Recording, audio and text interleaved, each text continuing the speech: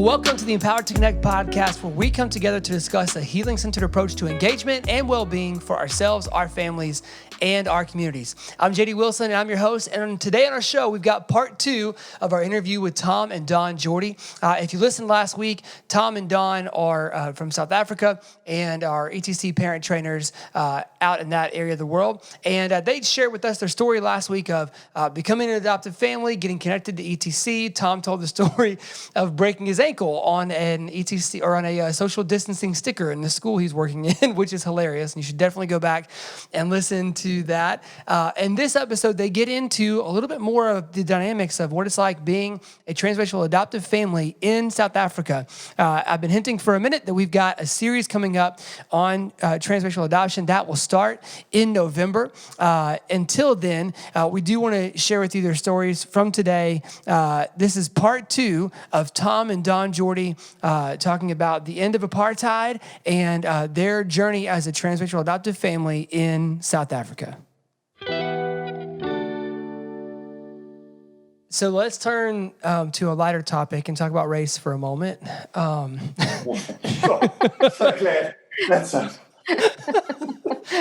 one of the things that we talked about last summer during the training is, Tom, you mentioned that there was some work going on in schools in South Africa about, you guys are about, my history is off here, but about 40, 50 years removed from apartheid in South Africa being a way of life. And so you mentioned being a part of some work that was going on in schools with racial reconciliation work. Would you mind kind of giving us the backdrop of that and talking about those initiatives that you were a part of? Yeah. So I think South Africa is a very unique, when I compare it to the States and here, our majorities are flipped, It's like, I always look at it, when you look at America's history, you have a majority in many ways oppressing a minority. And you can kind of get that because you have numbers game, the numbers work. But in South Africa, you had this very small minority doing that to majority. And then how did that play out? And then how did that affect generation after generation? And how did that trauma affect them? And then, you start to get into the epigenetics of that. And, how does that play out with the kids of the kids of the kids? And, we sit here today, 26 years into democracy, and still many people are saying, you know what, it's 26 years on. Why can't people just be friends, get over it? But there's such a deep layer, there's such a deep hurt, and you actually need to get into it. And I was at a workshop today on transformation in schools and that, and just this idea of becoming comfortable with being uncomfortable. Yeah. And that's a work that South Africans, especially white South Africans, need to come to terms with, because I think there's a huge narrative of let's just forgive and forget and move on, and it was the past, and you guys are in power now, and all the rest of it.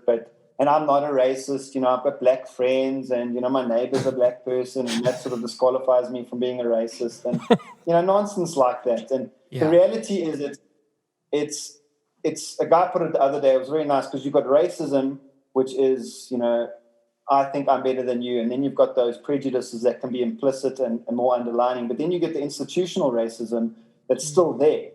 And so even if I sit there and go, I'm not a racist, you've still benefited in many ways from a system that sees you as more important, more valuable, even if nobody will overtly say that. And you've got generations of people that will still function that way. To give you an example, there was a chap on the radio the other day. He was at the bank with his mom, who was an elderly black lady, and she moved out of her queue in the bank to give way to a white lady in the bank to move in front of her, because she just did it instinctively, and she didn't think anything of it. And the son's looking at this in a new generation going, what are you doing? She says, no, I'm letting her go forward. But now you've got this entrenched mindset. So it's not just overt racism, this entrenched belief in some people that they themselves don't even see their own no value because of what has happened to them. So you've got that, and then that will filter down to the kids, and then you've got schools. And I've been mainly dealing with private schools, more well-to-do families and that. But one of the big things is, I mean, our kids' school is, I think, about 75% children of color, and then only, I think it's 25% white kids, maybe 20% white kids. So it's very demographically correct. Yeah. Now, you've got that wonderful mix. So when you go to school, you're surrounded by kids who are of certain color. You leave the school, you're surrounded by the same sort of percentage of people, same sort of color, that's fine. But your teachers are white people. The people leading the school are white people. And so you've got this situation where whilst you can believe that things are fine, you've got entrenched beliefs that you're not going to deal with because you kind of think you've got the get out of jail free card because look at us.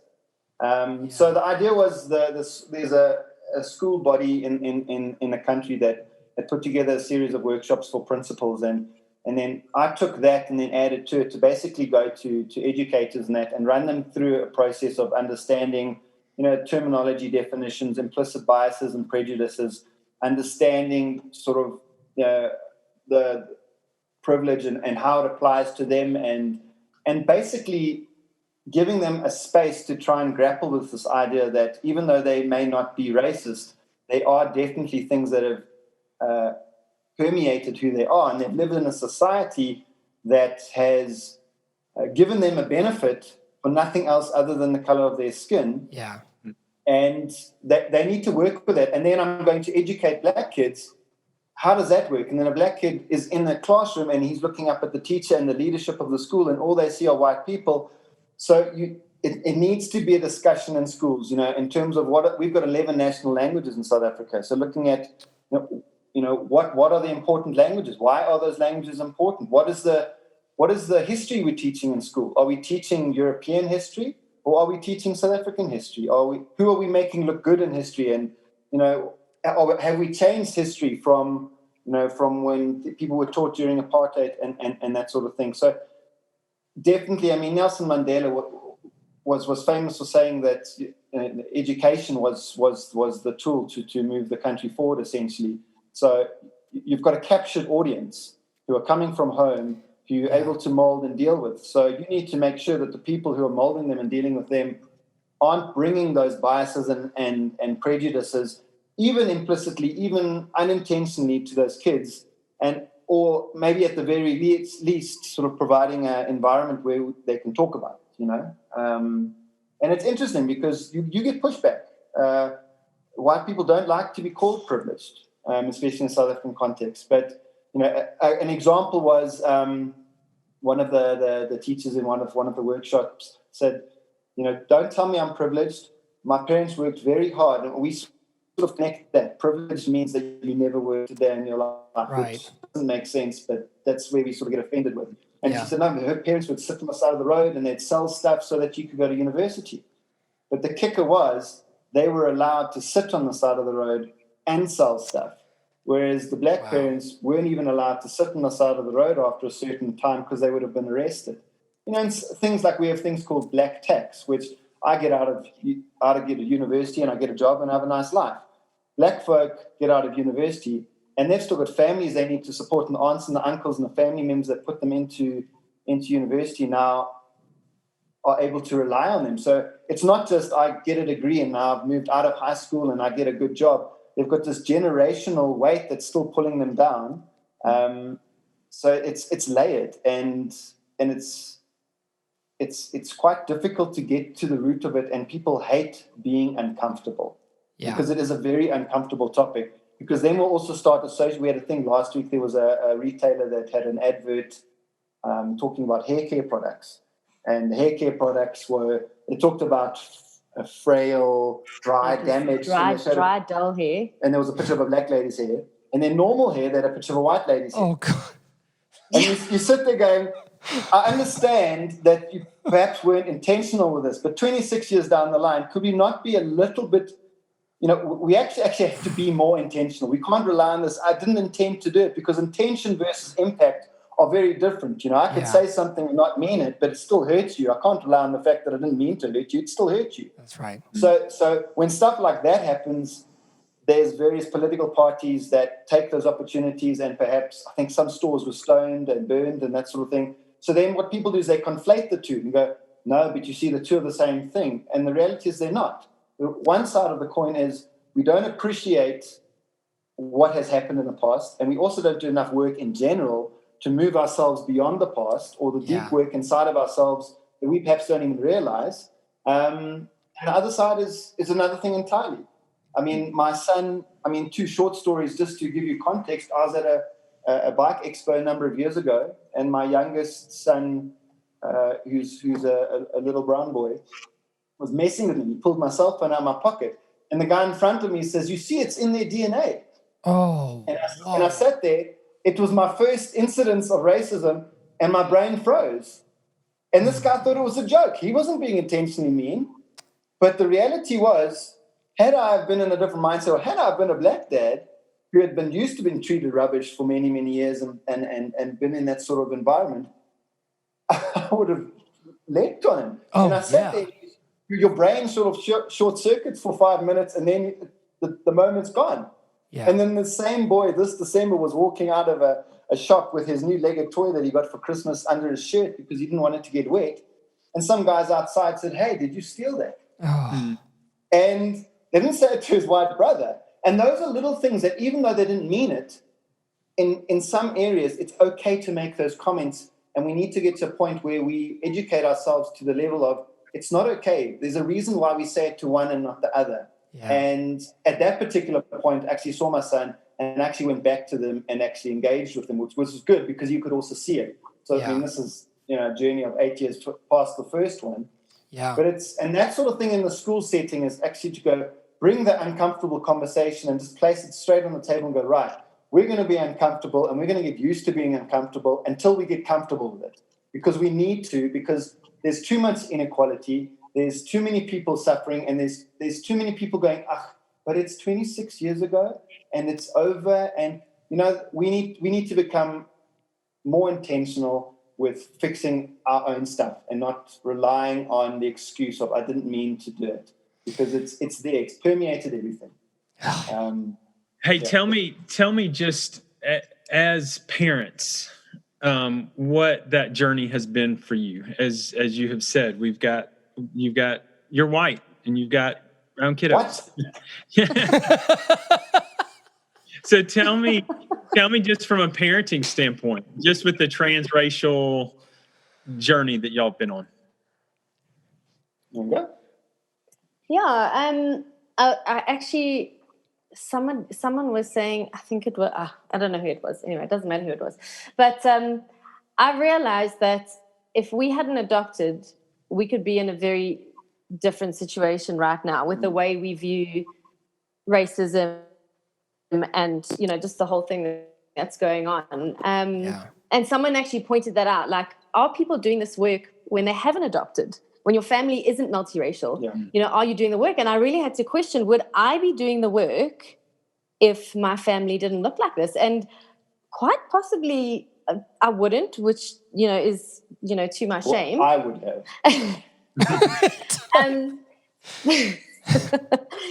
But it's, it's shown me that, we have had to do a lot of deep work. For me, one incident that I had, I have had since, but, obviously I've got 2 little black daughters and I have to go to the hair salon with them. And, the first time I walked into a hair salon, I realized that I had never been in a room where I was the only white person in the room. Yeah. And it was just, it was a shocking realization for me that I live in a country where, like we said, 80% people of color, and yet I've never been in a room where I've been the only white person. And how many black people deal with that day in and day out? They're used to being uncomfortable. They're used to being in a room where you're the only black person. And, and I think, it's things like that have helped us grow, that have just helped us see, opened our eyes, like, oh my goodness, we've just lived in such a sheltered, blanketed world. And it is bizarre because of our demographics. We shouldn't be able to hide behind it, but our suburbs are like a dreamland. I mean, it's, the first step to action is awareness. And like Dawn's saying, I took my son to an ethnic salon just to give him a cool hairstyle, because, I had a thought that the white dude can't cut black hair and whatever. And I walk in there, and I'm the only white guy there. And it felt uncomfortable at first. And I sat there going, this is what people must feel every single day going to the supermarket. Yeah. And the people were so friendly, so kind, so accommodating. And I was like, and the first time I had experienced that was when I was in my 30s. And you just like, and I actually said to the guy, I said, do you cut white kids' hair? And the guy looked at me like, yeah. I was like, oh, when you ask those questions, right. Like, I know I'm going to sound stupid, but I got to ask it. Yeah. But it is. It's weird. You're sitting and, every single teller at the shop is a black person. Every person who takes a taxi is a black person.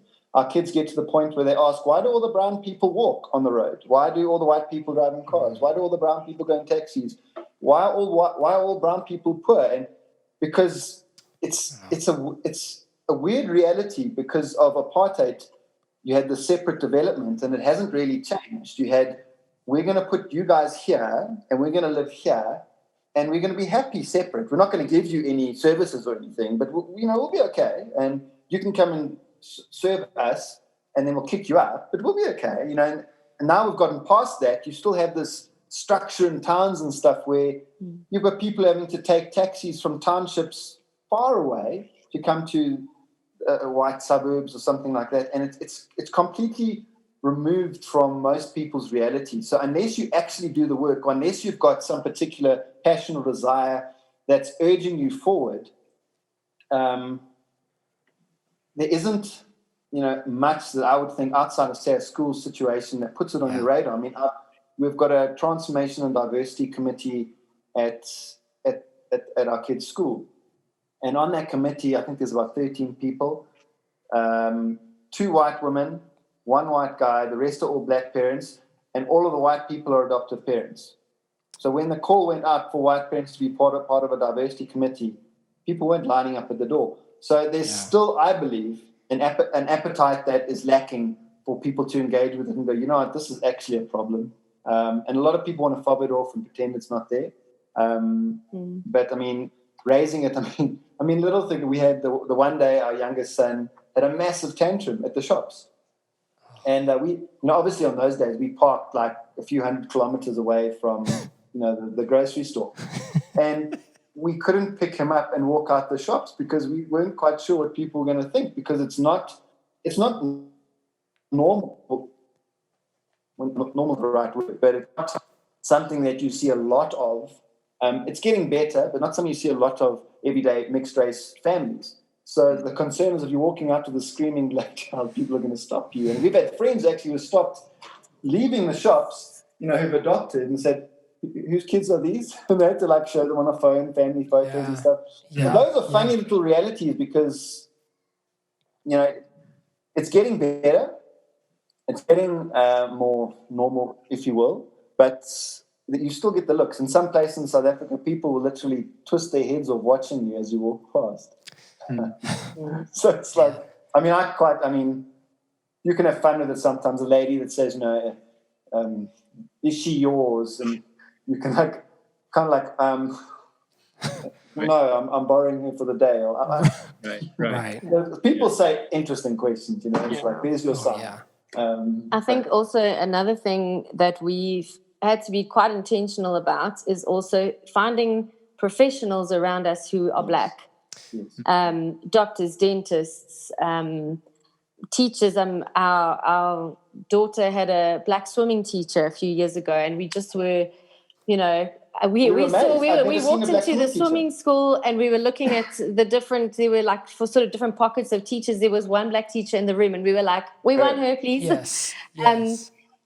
So whereas I think a lot of people are still, it's unfortunate. It's terrible to even say it, but I think a lot of people are still of that mentality where they're going to choose the white professional. Yeah. Look, and I think there's a lot of there's a lot of implicit biases that go across race. So there's actually situations where sometimes black families are going, I want the white teacher.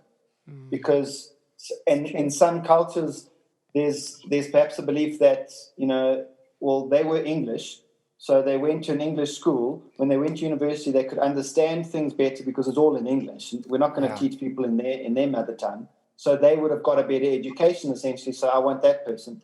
And so that also does permeate it a bit, So it's layered, and it's not just a simple go to school. Hey guys, don't just not racist. You have to be anti-racist and sort of close your book and call it the end of the day. It's a conversation that has to be ongoing. It's about calling people out. It's about when somebody says something that's inappropriate, having those uncomfortable conversations. But it's been cool. It really has. It also it aligns us in a space in the country where we are now having to raise black kids. I have to understand that when my son, who's 16, who's white, runs down the road, he will be viewed differently than my black son who runs down the road. Yeah. And that's a problem in my world. So what am I going to do to make it so that is better for him? And if our family wasn't mixed race, like Dawn said, it wouldn't be on our radars as much. Yeah. So everyone in South Africa should be adopting. I love that. And I think there's so much like rich wisdom, which y'all just shared in seeking out professionals of color and seeking out teachers and environments where you're going to be able to be where the ratio is flipped and your kids are seeing you being the minority in a space publicly is huge, I think. I wonder if, for 2020 in the U.S., there's been another surge of conversation around racial disparity and inequity and all of that and injustice. And I wonder how that has looked, or has that affected you guys in South Africa? Has it spurred new conversations, or how is it viewed from your point of view over there? I think social media has made everything so much more accessible in good ways and bad ways. Yeah. Obviously, all your news, George Floyd, going forward, we've obviously got all of those news, and obviously you also run the risk of trying to understand, well, is that all the story? Or because I also know that some news, what do you call them? Broadcasters have different political affiliations and stuff. So we wouldn't quite understand that. But the general context of there's a disparity, and what we thought we'd sort of navigated through, perhaps we haven't as well as we had. So sometimes we perhaps don't know the whole truth, but it certainly does allow us to spark more conversations, to ask more questions. I think what is sad, though, in a South African context, like if you look at the African-American people who have been in the news in the last couple of months, who have died in various situations, one of the things that we have to hold ourselves accountable as South Africans is that there were black South Africans who were also killed in similar situations by people who should have looked after them, whether it be the army or the police force and stuff. But we sometimes get on the bandwagon and go, look in America, look what's going on there, look at all the riots and stuff. And the reality is, yes, it's happening in different parts of the world. And I think sometimes we need to not just look at people and say, hey, look what they're doing, but perhaps sometimes we need to say, we need to do some of that and actually stand up and, not just use your guys' example, but actually, make some of our own. And I think that was some of the conversations that were happening here was, hey, everybody's talking about these people in the States, but started to name all these black men, these black women with gender-based violence and that sort of thing that haven't become as big news stories because they're not on CNN or whatever they like. But that's on us. That's on us as a society and going, actually, hold on a second. Maybe we need to put our stuff on the radar like other countries put stuff on the radar and have more conversations. You might not get the answer today, but we certainly need to discuss our own stuff that's happening, and not just constantly. I think also what I noticed was there were also a lot of people that were saying, this is just an American issue. You should all stop talking about, a lot of South Africans, like all over Facebook. And Interesting. This is not our issue. Stop spreading American stuff. And then people coming alongside and saying, wait a minute, this is this racism issue is, step out your bubble, for a second, across the board. I mean, it was amazing. I saw stuff from the UK, like you were saying. I mean, it honestly brought things up all over the world. Yeah. I think it's a human rights issue. It's whether it's America, Belgium, Germany, South Africa, England.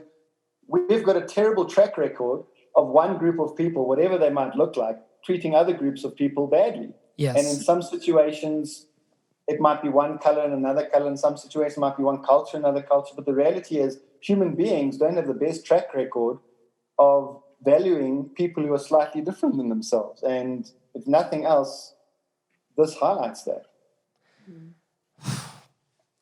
That is good. And this has been awesome, guys. This has been so great. Thank you so much for joining us today and talking through this. Lastly, I think one thing that would be great to wrap up with is you guys had your own podcast for a time. You have, I guess, your first season, we'll say, right? Your first season of your show. Season 1. Are we supposed to be doing seasons? We're actually supposed to be doing it this evening, but we're doing yours instead. So thank you so much for your sacrifice. So I appreciate that. But one of the things that was great was hearing you guys tell your story of both how you've met, but just kind of your parenting journey and all of that. And so I wonder if you want to talk about maybe what your experience was recording the podcast, and did it bring anything up between the two of you that were new discoveries that you would want to share, or that what were your takeaways from the show, and then you tell us where we can find it. Cool. Yeah. No, you go. Okay. So it all started in lockdown because. Oh, hold on, I'll go. Yes, it was her I will idea. go because it was my idea. Own it, love. Own it. I'm so owning this. Actually, yeah, it was funny how it started because I don't really like to be the talker. If you've noticed, Tom's the talker. He likes to talk. But a few weeks before lockdown, started thinking about this idea, and I just thought, geez, there's so much that we love to talk about together. I mean, just even falling asleep is like a half-hour process because we just feel like there's so much to. Hey. No, I can relate. Yeah. And I just thought, we could actually put our ideas out there. And it was just an idea, and I just thought, it'll probably happen in about a year or, And then lockdown hits, and we thought, you know what? Why wait? You can't go on dates. Right. That became our date night. Yeah, we can't leave the house. Let's have a conversation, record it. So we just thought, you know what? How many people out there would love to just sit and have coffee with us? I would love to sit and have coffee. So that was kind of the idea. Yeah. Let's just sit, have a cup of coffee, we'll chat, have a date night. And we're massive Friends fans. So if you look at it, it's I did notice that. Yeah. Blah blah blah. So one of our things is we try to incorporate the life of Friends in our lives every day. And when we catch ourselves having a friendism and a quote from the day, we just feel that we are super special. No one else understands it, but we're cool. So it's called The Grafted Family. And it's essentially conversations about marriage, family, and everything in between, and some of the challenges we've had and the journeys we've had. This year has been wonderful, but at the same time, brought a lot of stuff to the surface that we've had to deal with. But it's been great because we've been placed in a position where we could actually perhaps take the time to deal with it. So that's been cool. So It's a Grafted Family. It's on Podbean. It's on Apple Podcasts and Spotify, I think, as well. Awesome. Yeah. Well, we'll link it in the show notes when we put this out so people can find it and listen through. I enjoyed it. So thanks, JD. Yeah, of course. I'm going to get a microphone and I'm going to get a cool voiceover like you. Actually, I was looking at that. Yeah, we need that. Yeah, we can talk. I think we can figure out. having the same setup here. Maybe, I think that's our next move, is to have a date night via Zoom this way, and then and just record the conversation for everybody to hear. So that'd be great.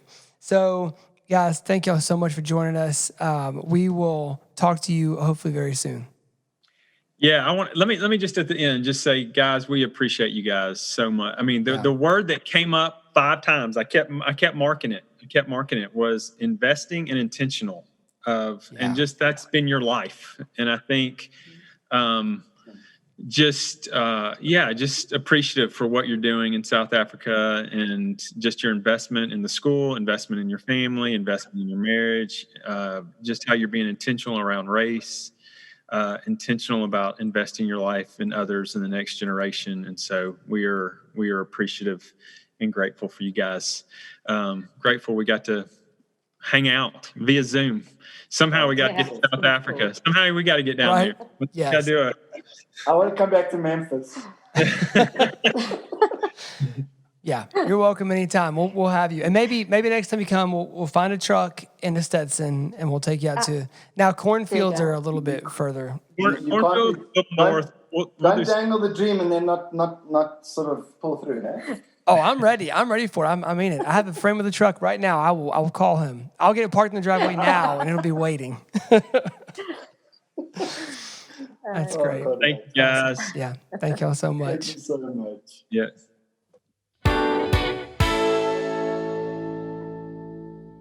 Well, that'll do it for our conversation with Tom and Dawn Jordi. I hope that you enjoyed it. They are 2 of our favorite people on earth. And so to learn more about them or to follow them, to get more content from Tom and Dawn, you can listen to their podcast below, the Grafted Family Podcast, as well as their blog. You can read that. And you should totally make time for both of those things. We have been mentioning we've got a series on transracial adoptive families coming, and that is true. They're coming in November. So we are going to air those episodes in November. We have had a ton of fun. It's been really encouraging recording those so far. We got some great content to shoot your way in November. We also have a series coming up the next few weeks on sex and how to talk to your kids about sex. It is one of the hardest conversations as a parent to have sometimes, but we've got somebody on who, a special guest that we cannot wait to introduce to you, who is going to walk you through everything you need to know about having that conversation. It is practical, it's encouraging, it's going to be great. So stay tuned in the coming weeks for that. Stay tuned in November for the Transracial Adoptive Family Series. And for Tom and Dawn Jordi, for Mo Ottinger, for myself, for my oldest son who's in the room while I'm recording this. You want to say bye? Bye. And all of us at ETC, thank you so much for tuning in today. We hope to see you next week on the ETC podcast, which is edited by Kyle Wright. It's engineered and mixed by Kyle Wright also. And we've got music coming to you each and every week from the homie Tad Jewett. So thank you to them. We will see you next week on the Empowered to Connect podcast.